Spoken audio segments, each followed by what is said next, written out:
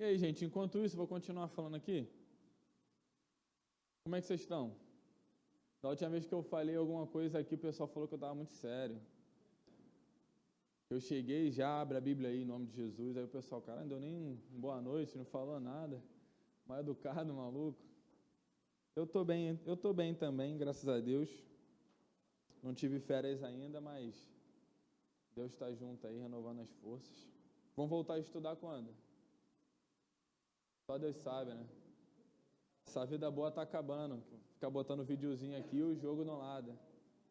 Aí fecha a câmera para a professora não ver. Não sei como é que é isso não, mas... Bom, vamos lá. Agora vamos falar de coisa séria. Abra a Bíblia de vocês aí em 2 Coríntios, capítulo 5. Fale. Tá acabando?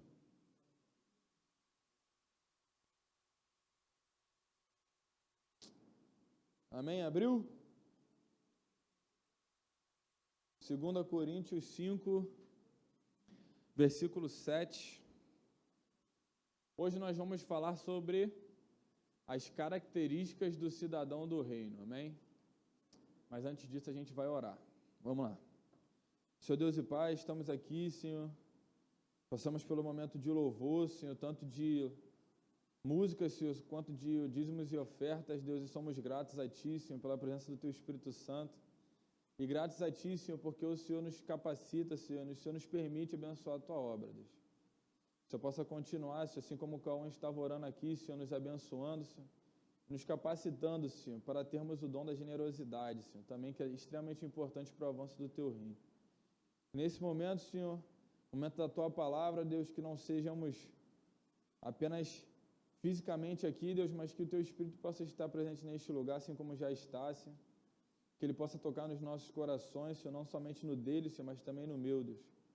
E que a Tua palavra possa abrir os nossos olhos, os nossos corações, Senhor, possa nos dar uma nova direção, Deus, se assim for a Sua vontade.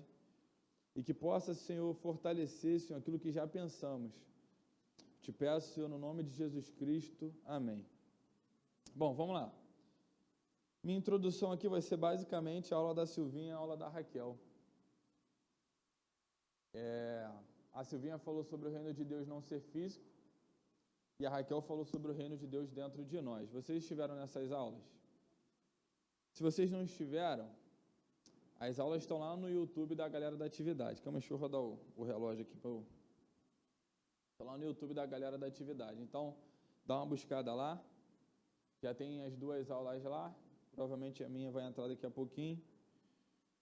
E na primeira aula, a Silvinha falou uma coisa que me chamou muita atenção, que ela falou sobre o reino, não ser físico, obviamente, mas ela falou sobre domínio. Alguém aqui não sabe o que é domínio? Tá, eu vou explicar mesmo assim, tá? Porque eu não sei, então eu vou me explicar aqui. Domínio, a gente pode trazer um sinônimo ou algo parecido, como a gente pode chamar de controle. Certo? E o domínio ele pode ser exercido de várias formas. Pode ser exercido na mente, pode ser exercido fisicamente, pela força, pelo intelecto, influências, enfim, de várias maneiras, certo? E eu estava estudando, esses dias para minha pós, e eu estava estudando antigamente como que funcionava a questão dos reis e dos imperadores lá naquela época, como eles tinham grandes impérios e como eles conseguiam ter uma influência muito grande em todos esses impérios dele, né, nesse terreno muito grande. Então imagina o território do tamanho do Brasil, imagina se não existissem os governadores, os prefeitos, como é que a Câmara, o Congresso Nacional, o presidente ou até mesmo o Supremo, eles conseguiriam trazer uma unidade nacional, né? Como é que eles conseguiriam trazer uma unificação de pensamento? Se a gente jogar a figura do rei, o rei não conseguiria, sozinho, nesse terreno todo que é o Brasil, enorme, exercer a influência dele. Então, o que ele fazia? Ele edificava a figura de nomarcas, exatamente isso, se não me engano esse é o nome, que eram como se fossem governadores, que eram espalhados pelo território, e esses governadores faziam com que a vontade do rei fosse que acontecesse naquela determinada faixa de terra. Então é como se eu tivesse um rei aqui, um imperador. A gente teve um imperador, vocês sabiam disso? Dom Pedro II foi o nosso imperador aqui. Dom Pedro II, ele governava também assim. Ele tinha várias pessoas de sua confiança espalhadas pelo território brasileiro todo, e dessa forma ele conseguia exercer influência em todas as capitanias, em todos os estados, enfim. Então ele, através desses governadores, exercia influência. Essa influência, ela poderia vir através de corações e mentes. O que eu estou querendo dizer com isso? Através das ideias, do que ele pensava como nação, e ele vinha e trazia a ideia para o povo, e o povo poderia aceitar isso, ou ele dominava pela força. Se houvesse algum dissidente ou alguém que fosse contra aquilo que ele pensava, ele mandava ali, como aconteceram inúmeras revoltas durante o período do Segundo Reinado, e através da força militar ele ia lá e controlava aquela determinada revolta. Então a gente viu lá o quê? Sabinada, né? Tudo aquilo que vocês já estudaram, que agora eu já não lembro mais, faz muito tempo. Mas ele exercia o quê? Domínio. Ele exercia controle, através da sua influência, seja mental ou através da sua influência de força, com um poderio militar dele. E isso me chamou bastante atenção na aula da Silvinha, quando ela falou sobre domínio, eu trouxe isso. Como a gente vai falar sobre características do cidadão do reino, isso é importante, vocês vão ver, essa questão de domínio. E aí a Raquel falou sobre o reino de Deus dentro de nós. E eu posso, assim como vocês podem pensar, que é o domínio de Deus dentro do ser humano. Também. Ele não é físico, você não vai conseguir olhar, e o próprio Jesus, quando está falando com Pilatos, diz que o reino dele não é desse mundo. Certo? Vocês vão ver, e Pilatos na hora que ele está conversando com Pilatos fala assim, pô, você sabe, se defende, cara, porque você sabe que eu tenho poder para fazer com que você viva e para fazer com que você morra. Aí Jesus fala para ele, cara, nenhum poder seria teu se do alto não tivesse sido dado. Meu reino não é desse mundo. No outro evangelho, Jesus fala, meu reino não é desse mundo. Aí ele fala, se fosse, o meu exército estaria lutando por mim, mas meu reino não é desse mundo. Então, basicamente, a palavra de Deus vai dizer que o reino dele está dentro de cada um de nós, de mim e de vocês. E dentro desse reino, como todo rei, como todo imperador, seja quem for, o cara ali que está de frente, ele tem domínio também sobre nós. Eu vou trazer uma ideia para vocês hoje, que ela é bíblica, mas que ela vai totalmente na contramão da liberdade que o mundo prega para a gente. O mundo ele prega uma liberdade para a gente que é uma liberdade um pouco falsa. A liberdade que você pode fazer aquilo que você quer. A gente vai entrar nisso um pouco mais para frente. Mas eu quero que você entenda que a partir do momento que você aceitou Jesus Cristo, como a Raquel falou na aula dela, e o reino de Deus ele vem habitar dentro de você, automaticamente você se rende ao senhorio de Cristo. E aí você se torna um escravo. Certo? Então você fala assim, caramba, Yuri, você está me trazendo uma ideia de escravidão no mundo hoje, onde a gente tem um monte de direitos, onde o certo é fazer o que te faz bem. Né, eu li uma frase esses tempos que falava assim, o certo não é mais o que está escrito, porque se te faz bem, você está autorizado a fazer. O errado é você ter preconceito. Nenhuma sociedade subsiste a esse tipo de pensamento. Nós precisamos de limites. A Silvinha falou aqui sobre viver em sociedade. Não é simplesmente você pensar em si, mas é você pensar num grupo. Você faz parte de um grupo. Né? A gente vai estudar isso na matéria de sociologia, que a gente não vai entrar hoje aqui. Mas a ideia de escravo ela é totalmente contrária ao que a gente pensa sobre liberdade hoje em dia. Né? O adolescente, ele por si só, ele já acha que é dono de si. Eu, pelo menos, achava que eu tinha força para fazer o que eu queria, lá fazia e ninguém mandava em mim. E a forma como a coisa está acontecendo hoje, parece que agrava esse pensamento mais ainda. Parece que isso se torna muito mais forte dentro da sociedade, muito mais forte dentro da cabeça da gente, dentro da cabeça de vocês. Beleza? Qual é a diferença entre o reinado de Deus na nossa vida e o imperador está reinando no terreno dele lá? A diferença é que quando você não concorda com o reinado, Deus ele não vai te forçar a continuar adorando Ele. O imperador ele já vai te forçar. O imperador ele já vai mandar o poder militar dele, porque se você não concordar com ele, ele vai te destruir. Ou você vai ser preso, você pode ser enforcado, você pode perder os seus bens, você pode ser expulso da sua terra. Mas a palavra de Deus, ela fala que Deus ele esquadrinha a terra procurando aqueles que são adoradores e que o adorem em espírito e em verdade. Se ele quisesse forçar alguém a adorar ele, ele não tinha nem primeiramente deixado Adão pecar. Mas ele não quis isso. Ele deixou Adão, na verdade ele não deixou, né? Ele permitiu que Adão seguisse pelo caminho que Adão queria seguir. E ele a todo momento, desde o momento que Adão saiu do Éden até hoje em dia, ele busca pessoas, ele olha pela terra e esquadrinha e busca pessoas que queiram ter uma intimidade e um relacionamento com ele. Amém? Vocês estão entendendo? Aí eu coloquei aqui, então o reino de Deus está dentro de nós. Isso significa que é o domínio de Deus dentro do ser humano. É a vontade de Deus agindo dentro de nós e através de nós. É o que Ele pensa sobre nós, é o que Ele quer que façamos e a forma como Ele quer que a gente viva. O reino de Deus ele parece algo um pouco fosfórico, né? Já expliquei numa outra aula minha o que era fosfórico. Eu não vou repetir o que eu falei naquela vez.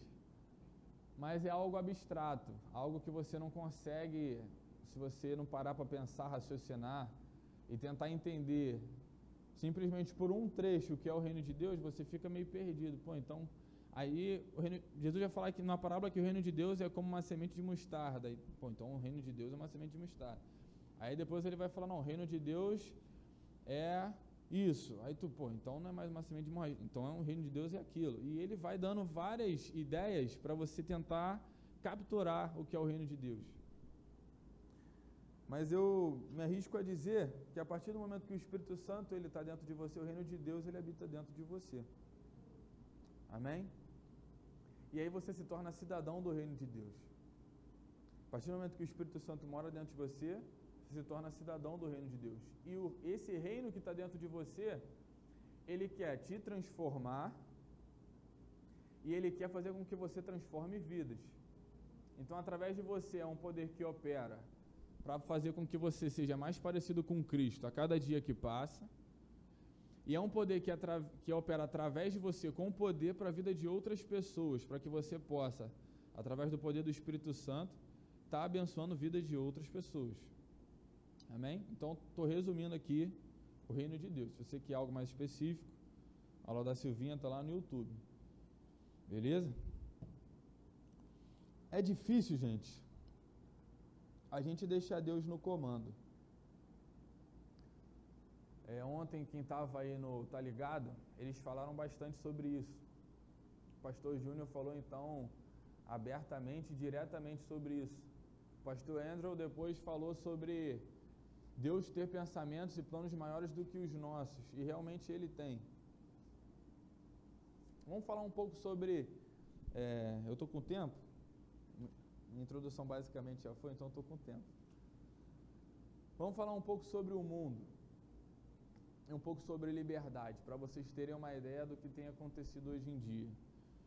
Tá? A liberdade que o mundo ela te prega é a liberdade de que o cristão ele não pode fazer nada.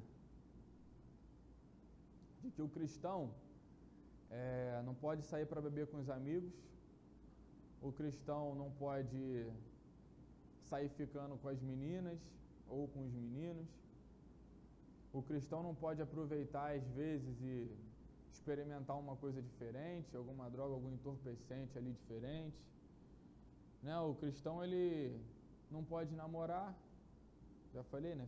Não pode namorar ou ir avançar mais nesse namoro, porque o cristão ele não sabe aproveitar a vida. O cristão que não faz essas coisas, ele não sabe aproveitar a vida. E aí você acaba se passando como o cara antiquado, o cara que não é chamado para as coisas, ou careta, o que não combina, porque ele é muito chato, pô, ele nunca tá com a gente, cara, ele não gosta de fazer as besteiras, ele não gosta de estar com a gente aí, lidando com as coisas que a gente faz. O pastor Júnior, eu gosto muito porque quando ele fala sobre essas coisas, e eu sinto que ele tem um ministério muito difícil lá na Nova Holanda, né? Uma batalha espiritual muito difícil e muito latente, muito mais latente do que a gente aqui, pelos prazeres que o mundo de lá oferece, pelo poder, pelas mulheres que influenciam a cabeça dos homens de Deus, pelo poder que os homens que não são servos de Deus têm sobre a influência das meninas que tem ali. Isso aí é com a gente hoje, seja num jogo, seja num filme que a gente assiste, seja num seriado, num episódio. Mas o mundo, ele te dá esse engano de que se você não se deixar levar por esses prazeres que a sua carne gosta, você não está aproveitando a sua vida direito. Gente, eu quero dizer um negócio para vocês. O mundo, ele passa. O mundo, a Bíblia vai dizer, o mundo e toda a sua glória passa. Mas a única coisa que permanece é a palavra de Deus. O que eu estou querendo dizer com isso? Eu estou querendo dizer com isso, cara, que a gente não vive, apesar de ser difícil a gente negar a nossa carne, a gente não vive pelas glórias que esse mundo pode trazer para a gente. A gente vive pelas glórias que a vida com Deus vai nos trazer quando tudo isso passar. É difícil, eu sei que é difícil, às vezes, você negar um prazer momentâneo. É difícil, às vezes, você estar assistindo uma coisa que você não deveria estar assistindo, você está fazendo uma coisa que você não deveria estar fazendo, você está colocando a mão onde você não deveria estar colocando, pensando coisas que não deveria estar pensando. Isso te traz um prazer momentâneo. Mas a vida com o Espírito Santo, se vocês se permitirem ser deixados levar nessa vida com o Espírito Santo, a gente encontra uma satisfação muito maior do que esse mundo pode nos oferecer. Sem contar que esse mundo, ele não vai te dar aquilo que Deus te prometeu, que é a salvação da tua vida. Eu gostaria que vocês pensassem muito nisso, quando vocês estiverem para fazer alguma coisa, ou forem influenciados a fazer determinadas coisas, que vocês não se sentem bem, vocês estão vendo que vocês vão pecar. Porque nós cristãos plantamos para a vida eterna. Amém? Então, vamos pular. Ele não te obriga a fazer as coisas. Aqui no versículo, eu não li. 2 Coríntios capítulo 5, versículo 7. Antes de eu entrar, que agora eu já vou entrar no desenvolvimento. 2 Coríntios 5, 7. Diz o seguinte: pois vivemos por fé e não pelo que nos é possível ver. Sendo assim, caminhamos em confiança e preferimos estar ausentes deste corpo para estarmos completamente presentes com o Senhor. Por isso, temos a ambição de lhe sermos agradáveis, quer estejamos vivendo nesse corpo, quer o deixemos. Porquanto, ou porque, todos nós deveremos comparecer diante do tribunal de Cristo, a fim de que cada um receba o que merece, em retribuição pelas obras praticadas por meio do corpo, quer seja o bem, quer seja o mal. Versículo 14. Porquanto, aí eu traduzo como porque o amor de Cristo nos constrange, porque estamos plenamente convencidos de que um morreu por todos, logo todos morreram, e ele morreu por todos, Jesus, para que aqueles que vivam já não vivam mais para si mesmos, mas para aquele que por eles morreu e ressuscitou. Assim, de agora em diante, a ninguém mais consideramos do ponto de vista meramente humano. Ainda que outrora, ou em outro tempo, tivéssemos considerado a Cristo assim, como aspecto meramente humano, agora, contudo, já não o conhecemos mais desse modo. Portanto, se alguém está em Cristo, é nova criação, as coisas antigas já passaram, eis que tudo se fez novo. Aqui eu coloquei assim, ele não te obriga a fazer as coisas, ele realmente não te obriga, mas aqui no versículo 9 a gente vê exatamente o seguinte, temos a ambição de lhe sermos agradáveis. E aqui a ambição a gente pode traduzir como um desejo profundo, uma coisa obstinada, teimosa, ambição. Ambição é algo que você busca enlouquecidamente. Você já viu uma pessoa ambiciosa? A novela fala muito disso, né? Quando uma mulher ela é ambiciosa, ela quer aquilo ali e quer com unhas e dentes, então ela vai atrás daquilo ali como se fosse a última coisa que ela, enfim, então ela vai naquela força dela, naquele desejo profundo que ela tem atrás daquilo que ela quer. Então ele está falando aqui, ó, ambicioso, um desejo profundo, um desejo quase que incontrolável de ser agradável a Deus. Nós temos esse desejo. E a Bíblia vai falar o seguinte, nós temos esse desejo, por quê? Porque preferimos estar ausentes desse corpo físico para estarmos completamente presentes no Senhor. Paulo ele vai falar o seguinte, o viver para mim é Cristo e o morrer é lucro. Por quê? Porque ele tinha em mente a salvação que Cristo tinha para ele. Então, o morrer para ele era lucro. O viver era Cristo e o morrer para ele realmente era lucro.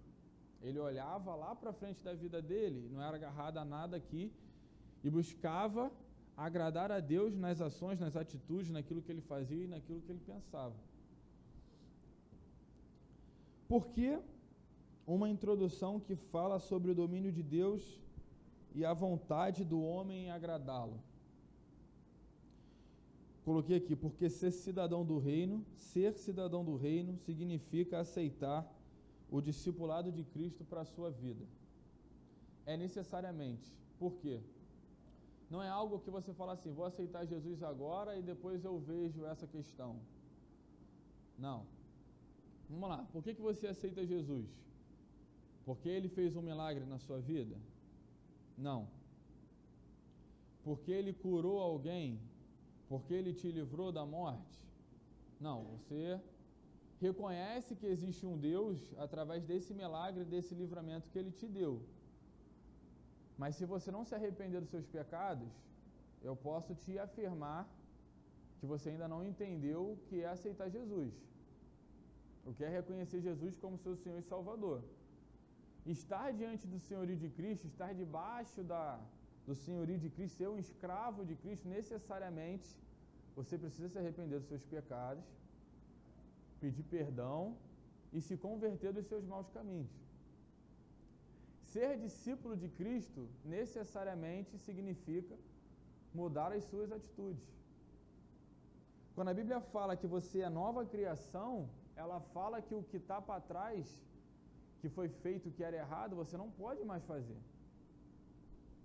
Aqui eu quero livrar da mente de vocês a ideia de legalismo, se é que vocês já ouviram alguma vez na vida falar sobre isso, mas eu vou explicar para vocês o que é.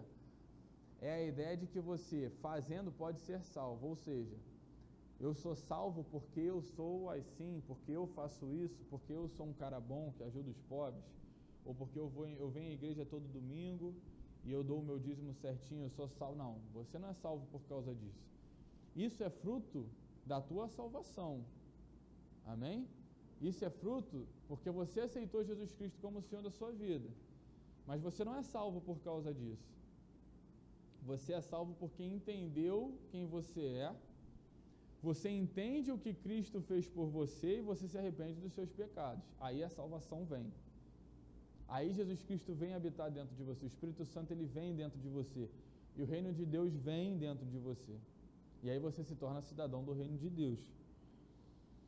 No versículo 15, ele diz o seguinte, ele morreu por todos, para que aqueles que vivem, ou seja, Jesus morreu por todos, para que aqueles que vivem, ou seja, eu e vocês, ele não está falando de uma vida espiritual, mas está falando de uma vida física, carnal, eu e vocês, carne e sangue, para que aqueles que vivem não vivam mais para si mesmos, mas para aquele que por ele morreu e ressuscitou.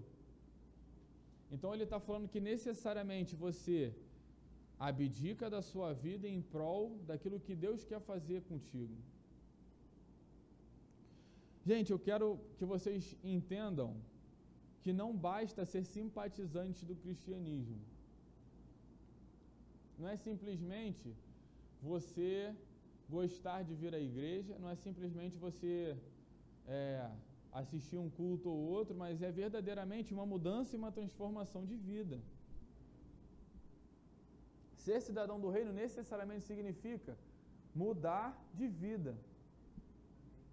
Quando João Batista fala arrependam-se, lá em Mateus 3, se eu não me engano, ele não fala tenham remorso.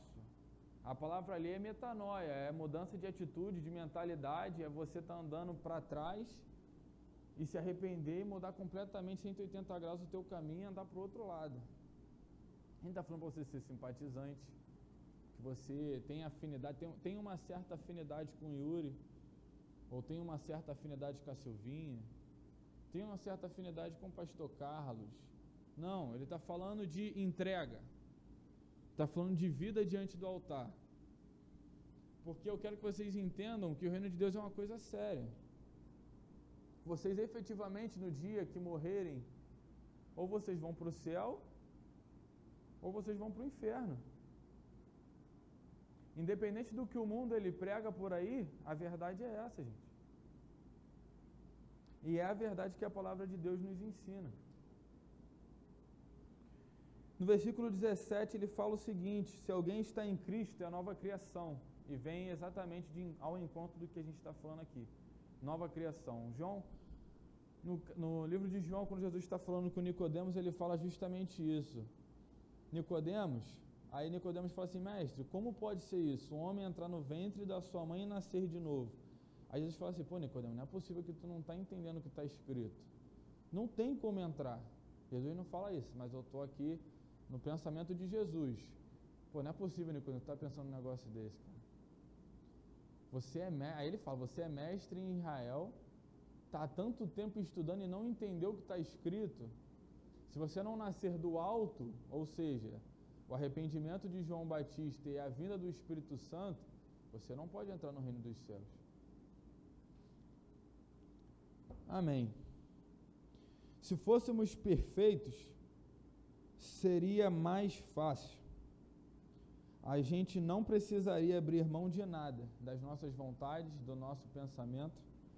Já faríamos o que Deus planejou. Eu creio do fundo do meu coração que Adão viveu assim. Adão, quando antes de pecar, ele vivia da forma como Deus queria que ele vivesse, vivendo da forma como ele também queria viver. Mas hoje em dia a gente não pode mais se dar esse luxo. Porque o homem natural, o homem carnal, a carne que habita dentro de nós, ela luta constantemente contra a gente, querendo que a gente faça aquilo que Deus não quer que a gente faça. Então a gente precisa de uma transformação. Necessariamente o Espírito Santo ele tem que te transformar, ele tem que me transformar. A gente tem que voluntariamente deixar que a vontade de Deus ela venha sobre a gente, sobre a nossa vida. Senão a gente não se torna cidadão do reino. A gente vai ser simplesmente um simpatizante. A gente vai ser um alguém aí.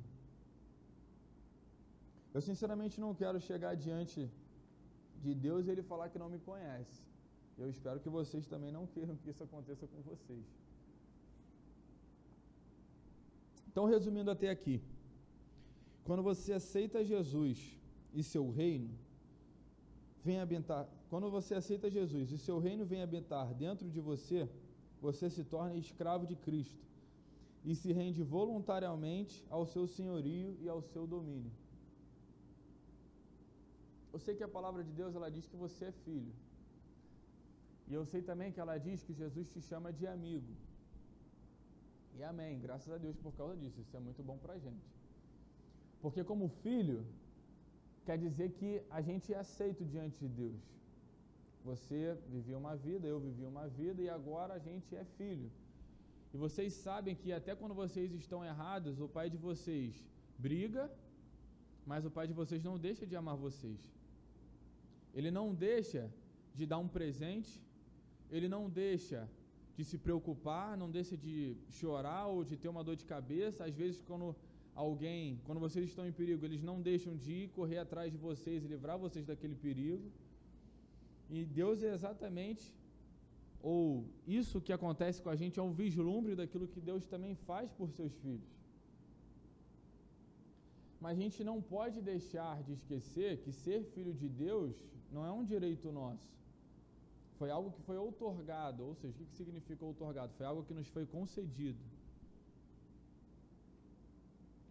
Ser filho de Deus não é algo que a gente pode chegar, Deus, me torna teu filho aí. Não é assim que as coisas funcionam.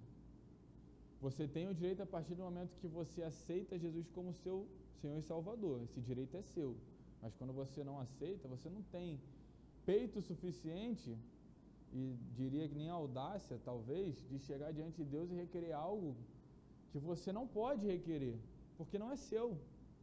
Foi te dado por graça. Jesus morreu por você e por mim, para que a gente pudesse ter isso. Foi graça da parte de Deus. Por isso somos filhos. E Jesus, ele te chama de amigo. E ele fala assim, eu não vos chamo mais servos, eu vos chamo amigo, porque servo não sabe o que o seu Senhor faz, mas o amigo sabe, porque eu conto para vocês tudo aquilo que eu recebo do Pai. Só que antes, Jesus fala o seguinte, vocês são meus amigos se vocês me obedecerem. Se vocês não me obedecerem, como é que eu vou poder chamar vocês de amigos? Então tem uma condicional aí. Eu quero dizer para vocês, gente, isso é extremamente importante, que por mais que eu esteja falando para vocês que tende a haver uma mudança, e realmente tende a haver, a Bíblia também vai falar que Jesus, ele fala assim, troquem o fardo pesado de vocês pelo meu jugo que é suave e leve. Eu não quero que vocês pensem que é um peso seguir Jesus Cristo, eu tenho que abrir mão de muita coisa. Gente, vai ser abrir mão dessas coisas carnais, vai ser a melhor coisa que vocês vão fazer na vida de vocês.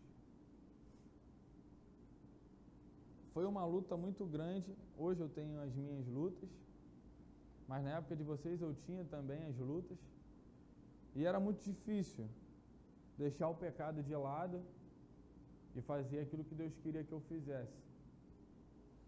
Quantas vezes eu não pequei, e às vezes eu tinha algo importante para fazer, e me sentia culpado de estar fazendo aquilo ali. Graças a Deus pela sua misericórdia. Graças a Deus que Ele nos perdoa. Graças a Deus pela sua bondade. Isso é importante. Mas é leve. É leve porque é bom. Quem aqui também nunca sentiu o Espírito Santo te tocando e te levando a um nível de profundidade que nenhum prazer humano pode te levar? Que algo que momentaneamente você faz ali, e daqui a pouco acaba, e aquilo ali acaba se tornando um vício, porque o teu corpo quer aquilo ali mais. E isso é carência de uma satisfação em Deus. Algo que eu e você poderíamos alcançar buscando o Espírito Santo. E eu gostaria que vocês se permitissem, realmente se desafiassem a isso. No momento de oração, ao invés de você só pedir, começa a só louvar. Ao invés de escutar uma música que não tem nada a ver, não está falando de Deus, começa a escutar músicas que vão afirmar o reino de Deus no coração de vocês. Ao invés de vocês gastarem muito tempo assistindo um seriado, que não é ruim você passar um tempo com a sua família ou até distrair na sua mente, mas começa a realmente se inteirar das coisas do reino de Deus, e vocês vão ver o poder de Deus agindo através da vida de vocês e na vida de vocês. E vocês vão ver que é muito mais recompensador do que o que o mundo pode oferecer. Com relação a isso, eu tenho um testemunho aqui, eu já estou indo para o final, eu tenho um testemunho para contar para vocês. Eu tinha um problema muito grande com pornografia, acho que eu já falei isso aqui. Esse problema que eu tinha com pornografia me levava a fazer coisas que eu não queria fazer, que a minha carne queria fazer, mas que o meu espírito não queria fazer.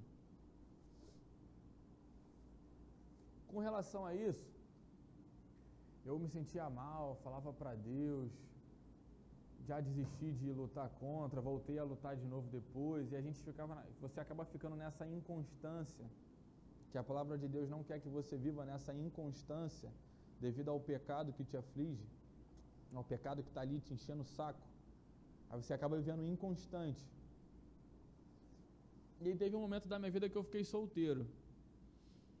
Nesse momento da minha vida que eu fiquei solteiro, eu busquei Deus como nunca tinha feito antes na minha vida. Oração, leitura da palavra.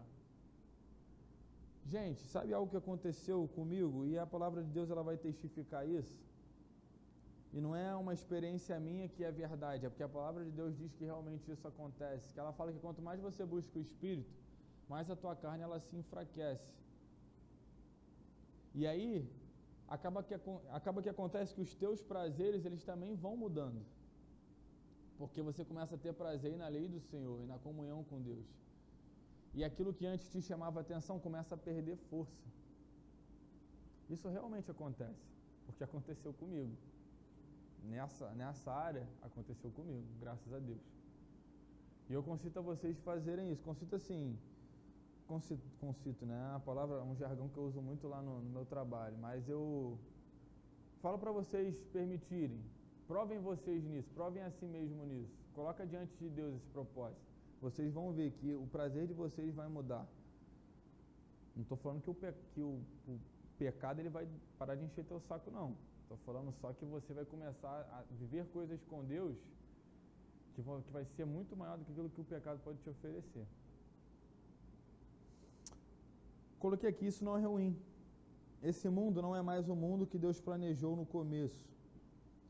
Ele tem novos céus e nova terra. Vamos pensar na glória futura. É extremamente importante para o cristão pensar na glória futura. Porque quando o mundo ele te pedir algo que para você como cristão é inegociável, mas isso vai te trazer consequências, quando você pensa nas consequências humanas, eu vou abrir mão, não vou permanecer nisso não. Isso acontece comigo também.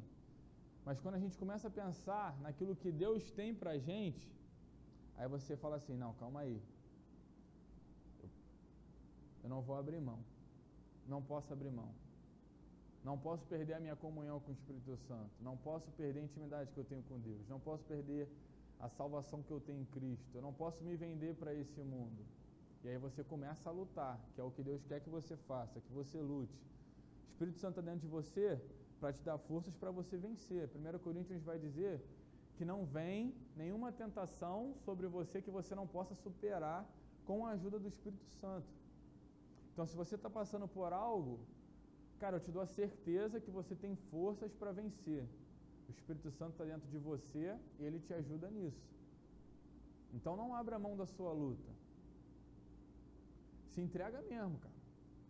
Se coloca aos pés do Senhor e lute e ore.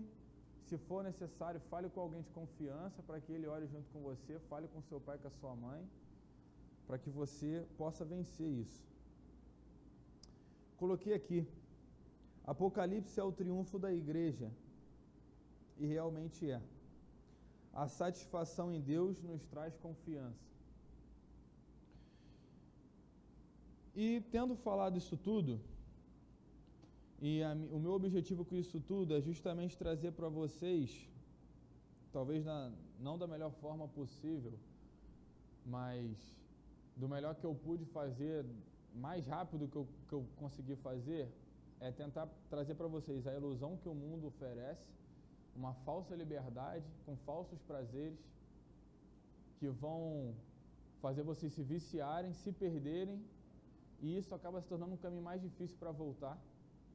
Aquilo que você como cidadão do reino precisa, que é abdicar do teu pecado, deixar ele para trás, parar de fazer aquilo que não agrada a Deus, é você pensar na glória futura, que é o que Deus tem preparado para todos aqueles que Ele ama e para todos aqueles que amam a Ele. Amar significa obedecer, tá? E agora a gente vai entrar nas características, propriamente dito, do reino de Deus, dos cidadãos do reino de Deus. Para me ajudar aqui, eu fiquei pesquisando, fui pensando em várias características, porque quando a gente fala de características do cidadão do reino, a gente está falando de muitas coisas que a Bíblia fala que como cristão deve ser, o que o cristão deve fazer, como o cristão deve pensar. E eu acho que seria muito da minha parte tentar resumir tudo que a Bíblia diz para vocês em 40 minutos de aula, 50, 30, uma hora, né? As igrejas, elas ficam todo o culto tentando trazer algo novo para a gente, e elas trazem algo novo efetivamente para o coração da gente, para o nosso coração. Então, acho que seria muita soberba da minha parte tentar resumir tudo que um cidadão do reino tem que ser, ou tem que fazer, como que ele tem que ser. Mas existiu algumas coisas que eu pensei, que eu anotei no papel, e dessas coisas que eu anotei no papel, eu pesquisei e encontrei um site extremamente completo daquilo que eu estava pensando, e veio a calhar e bater e confirmar aquilo que eu já estava querendo falar com vocês. Dentro desse site, ele fala sobre as 12 características do verdadeiro Filho de Deus. E ele baseia no livro de 1 João, que era exatamente o livro que eu estava olhando para buscar características do cidadão do reino. Olha só que coisa, né, como é que Deus faz. E quem escreveu esse artigo foi o nosso não, que ele não é nosso, mas foi Paul Washer. Vamos ver o que Paul Washer escreveu para a gente aqui, com base em 1 João. Primeiro, sabemos que somos cristãos porque andamos na luz. 1 João 1, do 4 ao 7, diz o seguinte: estes ensinos vos escrevo para que a nossa alegria seja completa. E a mensagem que dele ouvimos e pregamos é esta: Deus é a luz e nele não existe nenhuma sombra de treva. Se afirmarmos que temos comunhão com Deus, mas caminharmos nas trevas, somos mentirosos e não praticamos a verdade. Olha só, vou repetir: se afirmarmos que caminhamos com Deus, mas andamos nas trevas, ou seja, se falamos que somos cristãos, mas continuamos pecando, somos mentirosos e não praticamos a verdade. Se, no entanto, andarmos na luz, como Ele está na luz, temos plena comunhão uns com os outros, ou seja, a igreja, e o sangue de Jesus, seu Filho, nos purifica de todo pecado, ou seja, Ele nos perdoa. Ele não te olha mais como alguém que não é merecedor, mas alguém que é filho, alguém que é amigo. O que ele está falando assim? Se você andar na luz, que é uma característica, então você é filho. Você vai ter o seu pecado perdoado, você vai ser chamado de filho e você vai ter comunhão uns com os outros. Essa é a primeira característica que Paul Washer fala para a gente. A segunda, sabemos que somos cristãos porque a nossa vida é marcada por sensibilidade ao pecado, arrependimento e confissão. Versículo 8. Se declararmos que não temos pecado algum, enganamos a nós mesmos. Eu já passei por esse período aqui. Como eu nasci na igreja, eu tinha uma extrema dificuldade em reconhecer o meu pecado. Porque eu achava que eu não fazia o que o cara, não tinha feito o que o cara do mundo fez. Porque todo testemunho de alguém é que era um ex-drogado, um ex-alcoólatra, um ex-homicida, um ex-traficante, um ex-não sei o quê. E eu não era nada disso, então eu não tinha pecado. Minha mente era assim. Só que a palavra de Deus vai falar que todos pecamos. E aí eu perguntei sinceramente a Deus: e Deus, então qual é o meu pecado? Aí ele começou a me mostrar um monte de coisa. Antes não tivesse perguntado, ia viver na ignorância, na tranquilidade da ignorância. Mas perguntei, então ele me falou um monte de coisa. Mas a Bíblia fala o seguinte: se declaramos que não temos pecado, nós temos, enganamos a nós mesmos e a verdade não está em nós. Ou seja, a verdade ela não está em nós quando andamos nas trevas e dizemos que andamos na luz, e quando nós dizemos que não tem pecado. Se confessarmos os nossos pecados, Ele é fiel e justo para nos perdoar todos os pecados e nos purificar de qualquer injustiça. Amém? Então, outra característica do cristão, ele é sensível ao pecado, ao arrependimento e à confissão. Isso é extremamente importante. Tiago vai dizer, Tiago 5 e alguma coisa, Tiago 5:11, 12 ou 13, algo ali em torno disso aí. Tiago vai dizer, ó, confessem os seus pecados uns aos outros e orem para que vocês sejam perdoados, para que vocês sejam curados. Então, confessar pecados também faz parte da vida da igreja. E aqui eu abro um parêntese e eu vou te pedir, cara, que se alguém for falar com você, um amigo seu, e falar de algum problema, algum pecado dele, vou falar para você não fofocar, em nome de Jesus, o que ele te falou. Porque ele confiou em você o suficiente para estar orando e para estar ajudando ele nisso. Isso faz parte de ser igreja. Isso é uma característica do cristão, não ser fofoqueiro. Amém? Você ajudar o teu irmão faz parte de você ser igreja. Terceiro, sabemos que somos cristãos porque guardamos os mandamentos de Deus. Desejamos conhecer a vontade de Deus, nos esforçamos por obedecer à vontade de Deus e lamentamos quando somos desobedientes. A lamentação aqui significa se arrepender.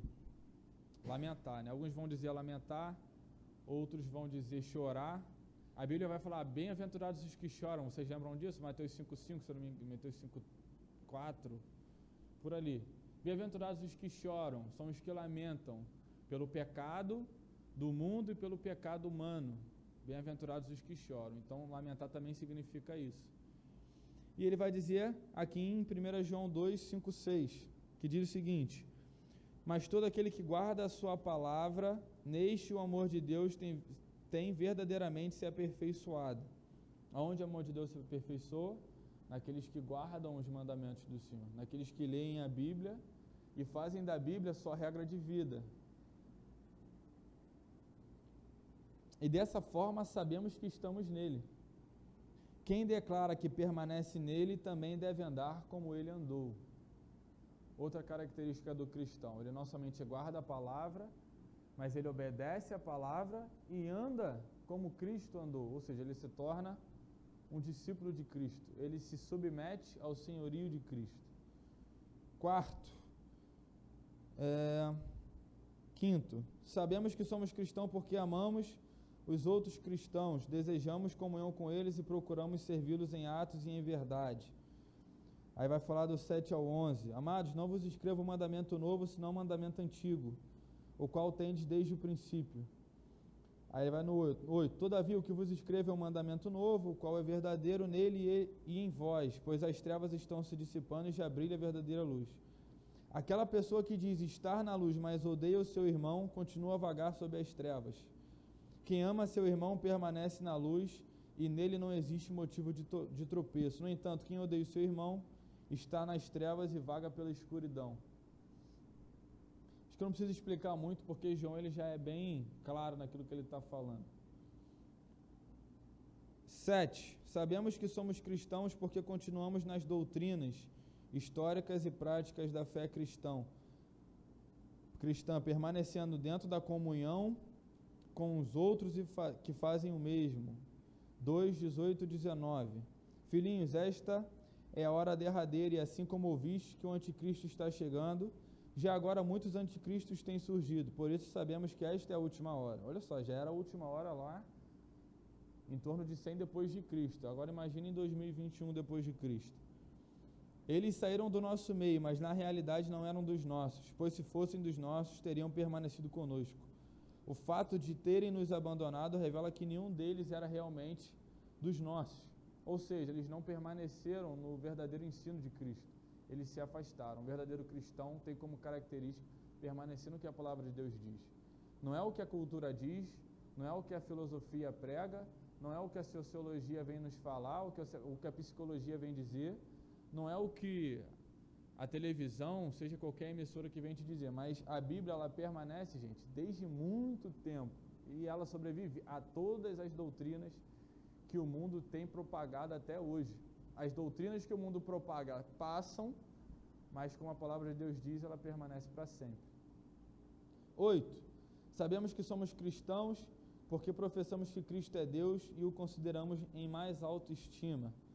Também, João 2, do 22 ao 24, 4 do 1 ao 3 e do 13 ao 15. Vou pular porque o tempo já passou. 9. Sabemos que somos cristãos porque a nossa vida é marcada por anseio e busca prática de santidade pessoal. Isso é importante. João 3, do 1 ao 3.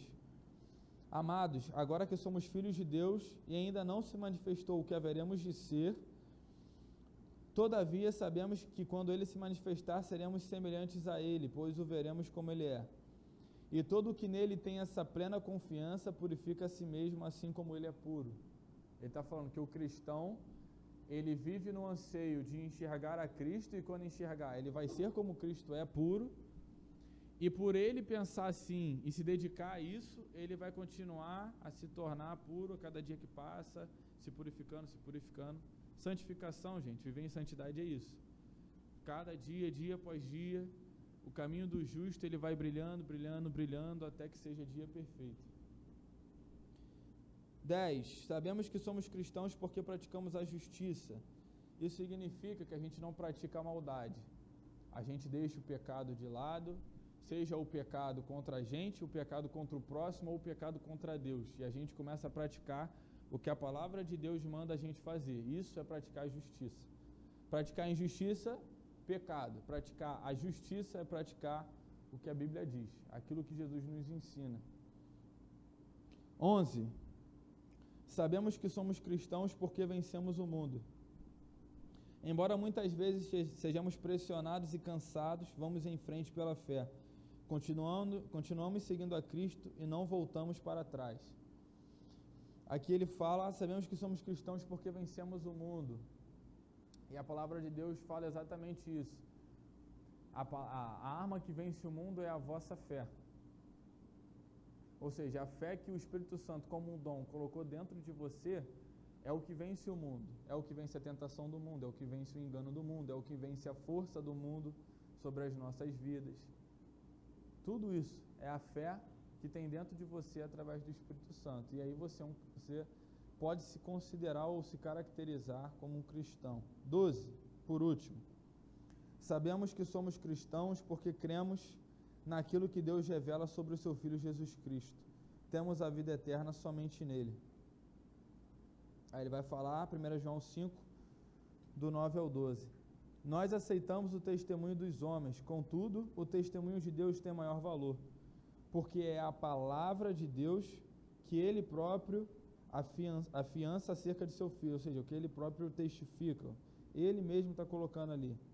Ora, aquele quem crê no Filho tem em si mesmo esse testemunho. Todavia, todo aquele que não deposita fé em Deus o faz mentiroso, faz de Deus mentiroso, porque não crê no testemunho que Deus proclama acerca do seu Filho. Outra característica do cristão é ser morado do Espírito Santo. Não somente não negar Jesus Cristo, mas também ser morado do Espírito Santo. E não somente ser morado do Espírito Santo, mas ter o fruto do Espírito dentro de si. Gálatas 5,19 vai dizer exatamente quais são os frutos do Espírito. E como fruto do Espírito, que aí sim é uma testificação de que você é um cristão, de que essa é uma característica do Filho de Deus, eu não posso falar, mas é bom vocês terem em mente que através do Espírito Santo, o poder de Deus, ele vem sobre vocês e através de vocês também. Amém? Gente, é muita coisa. Vocês sabem que eu sou um cara que gosto de botar e de lançar as bases em tudo aquilo que eu faço. Eu acho que é por isso que eu demoro muito. Se eu fosse mais direto, seria mais rápido. Mas eu gosto que vocês entendam exatamente o porquê que nós fazemos o que fazemos e somos o que somos. A Bíblia vai dizer em Hebreus 6, do 1 ao 4, que existem bases bíblicas para a fé do cristão. E é extremamente importante que a gente tenha essas bases bíblicas para que a gente entenda a profundidade da vivência e da comunhão em Cristo. Por que você deixa de fazer o que você faz? Não é simplesmente porque alguém te disse que é errado, mas porque Jesus morreu por você. Por que você tem a sua vida transformada? Porque, cara, o Espírito Santo, ele habita dentro de você. Se você aceitou Jesus Cristo, você tem que ter a sua vida transformada. Se eu simplesmente falar para você não faz, você vai fazer. Porque eu e você somos fracos. Pedro, quando fala para Jesus, eles vão orar, Jesus fala assim, Pedro, o Espírito está pronto, mas a carne é fraca. Orem, vigiem e orem, para que vocês não caiam em tentação. Então ele está falando, cara, que a gente tem que ter uma intimidade com Deus, a gente tem que ter uma vida de oração, a gente tem que, além do nosso conhecimento. Então tudo tem um porquê. Não é simplesmente não faz, não é simplesmente faz. Faz porque isso, não faz porque isso. E eu gosto e gostaria que vocês entendessem isso. Somos cidadãos, nos rendemos ao Senhorio de Cristo. Somos transformados pela sua palavra. Mas somos transformados porque almejamos algo futuro, vemos o que Deus fez por nós, nós íamos para o inferno e hoje nós somos salvos. Amém? É isso. Acho que, cara, para mim foi tempo recorde. Espero que vocês tenham sido abençoados. Falei muita coisa. E agora a gente vai orar, porque eu já falei muito. Amém? Então baixa a tua cabeça aí. Senhor Deus e Pai, te agradecemos, Senhor, pelas tuas palavras. Deus, te peço perdão, Senhor, se houve algo do homem aqui falando, Senhor, porque verdadeiramente, Senhor, essa não é a intenção, Deus. A intenção é fazer com que o teu Espírito ele nos alcance, que ele nos transforme, que a gente seja cada dia mais parecido contigo, Deus, e muito menos com aquilo que a gente quer ser, muito menos com aquilo que a gente pensa de nós. Diante disso, Deus, eu venho te pedir que no coração de cada um aqui, Senhor, o Senhor possa trazer a verdade da tua palavra e do teu conhecimento, Deus. Porque esse mundo, Senhor, ele tem batido pesado, Senhor.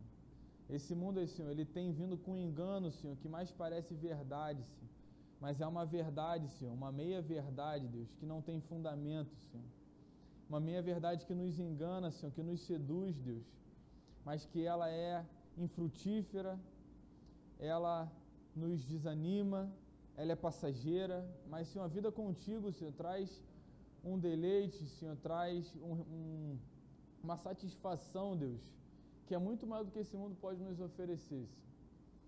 Eu venho te pedir para a vida de cada um de nós aqui presentes, Senhor, não só a minha, mas deles também, que o teu Espírito Santo possa estar nos mostrando caminhos de vida, Deus.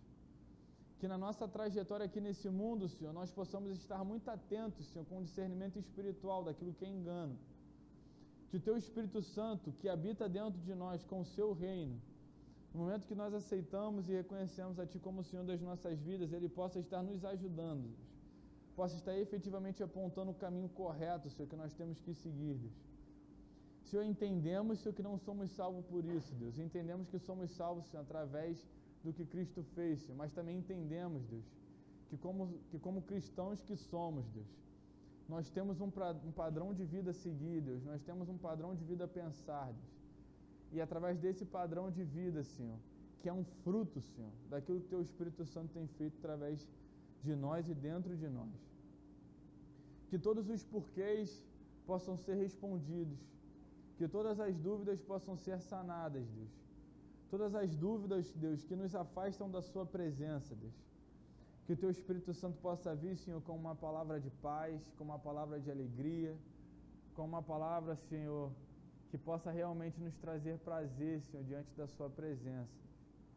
Venho te pedir que o Senhor possa perdoar os nossos pecados, Deus. Possa perdoar, Senhor, as nossas atitudes, aquilo que nos afasta de Ti, Senhor. Que possamos, Senhor, através da Sua bondade, nos aproximar de Ti, Senhor, através da Sua graça, Deus. Que possamos efetivamente, Senhor, sentir a satisfação que há em Te obedecer e seguir os Teus caminhos. É o que eu te peço, te louvo, te agradeço, leva-nos na Tua paz, que possamos, Senhor, ter uma semana abençoada diante da Sua presença, no nome de Jesus Cristo. Amém.